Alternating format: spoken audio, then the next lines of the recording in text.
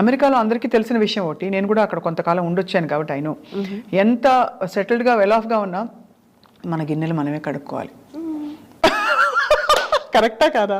అంతే కదా, అది అందరికీ తెలిసిందే. నా కొత్త కొత్త ఏం లేదు. యాక్చువల్లీ యు నో వాట్ స్వప్న, మేము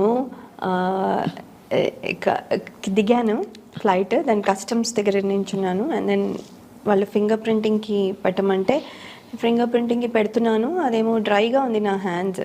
సో ఫింగర్ ప్రింటింగ్ సరిగా క్యాప్చర్ చేయట్లేదు. అది ఇదంతా 2006లో, ఇది ఇప్పుడు జస్ట్ నేను 2 weeks బ్యాక్ వచ్చాను కదా అప్పుడు. దెన్ అతను అన్నాడు, మీది డ్రైగా ఉన్నాయి, శానిటైజర్ వేసుకోండి అన్నాడు.